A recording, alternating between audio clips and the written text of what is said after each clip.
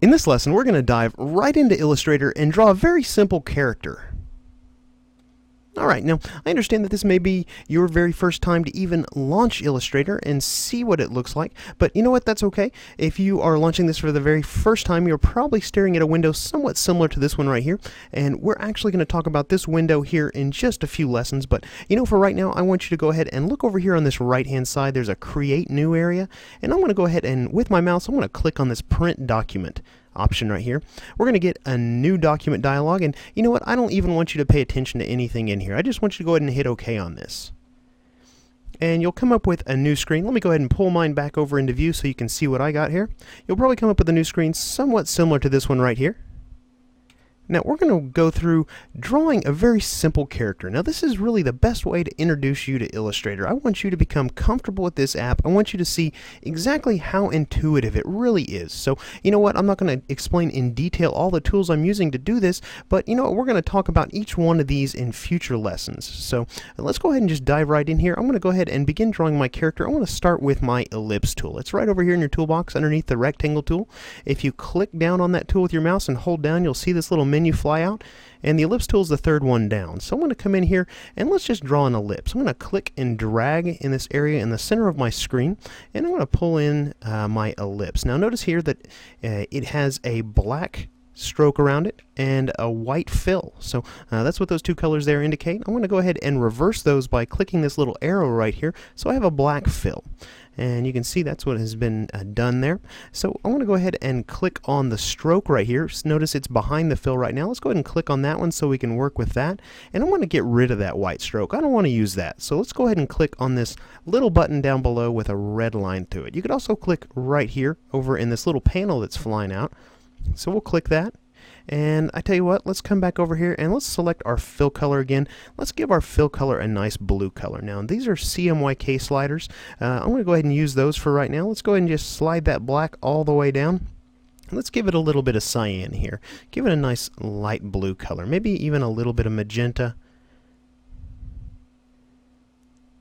Alright, somewhat similar to that. Now, you know what? I think it might be nice to even add a gradient to this. So let's come down to our gradient panel here. It's right here in your right hand side. And let's go ahead and apply a radial gradient to this. Now this is going to reset that blue that I just picked, but I'm going to go ahead and drop this type menu down and choose radial.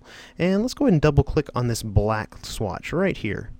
And notice here that we've got that same color dialog. I'm going to click on the little artist palette here, and let's actually go ahead and click on the little swatch panel right below that. So I'm going to go ahead and click this blue swatch right here. I don't know if you can see that, it's kind of out of the screen right now, but let's go ahead and click that one.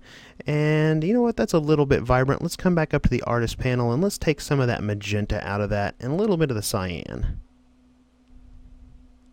Alright, so let's come back over here now and come to this little white swatch, this little white color stop. Let's double click on that one, and let's again come over here, and you know what, let's go ahead and come to this little flyout menu here, and let's choose our CMYK color mode again here. So we're going to get a similar dialog, and I'm going to come in and just give it a little bit of cyan, so we're not dealing with a pure white color stop. So I'm going to go ahead and click off of that right now. And let's go ahead and grab this black arrow right here in your toolbox. That is our selection arrow, and now we can take this little ellipse that we've drawn and we can modify it. So right now we've got a little square you can see highlighting this ellipse on our screen, and there's a little box in each of the corners of this square. There's also little boxes in the center of each of the flat sides of it. These are our transform controls. I'm going to rotate this just a little bit here. So if I mouse over this control in the corner, you can see that my cursor changes to a little curved double-ended arrow. So I'm going to go ahead and click and drag when that cursor is in that state, and let's go ahead and just rotate this ellipse around just a little bit. I'm going to stop right about there. And you know, I think I want to go ahead and reposition this gradient some. So I'm going to go ahead and select my gradient tool, which is right here in your toolbox. It's also the keyboard shortcut G, and when I do that, you'll see that this little dashed line comes up with this little control in the center. This is called a gradient annotator. You know, this is a pretty complex tool, so I'm not going to go into that a whole lot right here. I'm just going to resize this gradient really fast so that it sort of matches the size of our ellipse here. So, you know, I think that's pretty good. So let's go ahead and grab our selection tool here and sort of position the ellipse. Now I am doing some zooming in and out. Now the zooming controls we're going to talk about more extensively here in upcoming lessons, but let's go ahead and just grab our ellipse tool here again. Let's go ahead and draw in another ellipse. Maybe we're going to draw sort of a spaceman here. I'm going to come in and draw in another ellipse, and you know what, let's go ahead and use our swatch panel over here to assign the no fill color here. You know, actually, maybe we need to choose sort of a fleshy tone for this guy. So let's go ahead and sort of come in with these CMYK sliders here, and let's go ahead and give him sort of a fleshy tone. Just bump up that magenta just a little bit here. You know, that's pretty good. Let's go ahead and swing that head into position here, and I'm going to go ahead and resize that just a little bit. Maybe that's just a little bit large, so I'm going to go ahead and mouse over one of these corner controls again. You'll notice here that it's a little different two-ended arrow. This one's straight and has a little dash in the middle. This is going to allow me to resize my ellipse. So I'm going to go ahead and hold Shift, which is going to constrain that so it's exactly the same shape, only smaller. And I'm going to shrink that head down just a little bit here. Now, obviously this head right here is in front of the first ellipse we drew because you can't see it, it's hiding it. So, you know, let's go ahead and move that ellipse behind the blue ellipse. So if we come up here to Object and choose Arrange and choose Send to Back, you can see that that ellipse seemingly disappears. It's actually behind the blue ellipse now. So another key component in Illustrator is transparencies. And you know, we're going to talk more about that here in just a little while, but I'm going to go ahead and select this first blue ellipse here, and maybe we want to create the look that this is sort of a glass. So let's come over here and click on these two little circles here. This is our transparency panel. And let's go ahead and just drop the transparency down on that so we can see the head of our character again. Alright, that's looking pretty good. Let's just deselect that here and hide that panel. You know, I mentioned before, I think that, you know, that this is maybe going to be some sort of little spaceman. So maybe we need to bring this suit down just a little bit. So I'll tell you what, let's go ahead and grab our ellipse tool here. Let's just draw in another ellipse. And notice that this is going to be that blue gradient again. That's okay, we'll fix that here.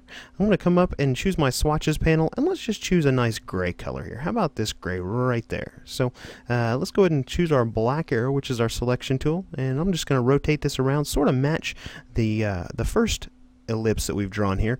Maybe we're going to go ahead and sort of drop this in right about there. Let's go ahead and send that to the back here. Now I'm going to start using some keyboard shortcuts to send these objects to the back. Those keyboard shortcuts are right there next to the command. If you go to Object and Arrange, send to back is Shift, Control, and open bracket. And just to bring it to the front is Shift, Control, and close bracket. So if you just want to move front and backwards one step at a time, you can leave off the Shift key and just do Control, open bracket, and Control, close bracket. Simple enough, right? So, okay, we've drawn that first ellipse here. I'm going to reposition that just a little bit, and maybe I want to go ahead and draw in a new ellipse. Actually, I'm going to go ahead and copy this one. So let's go ahead and just hold down our Alt key with this ellipse selected, and I'm going to drag a copy of this.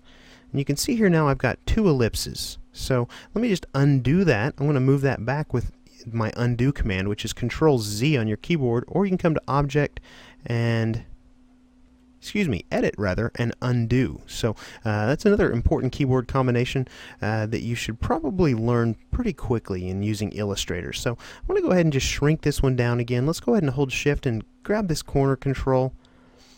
And notice now that this ellipse is sort of behind the blue one, so we can't really click on it very well. I'm just going to use my arrow keys with that selected. I'm going to move that into position here.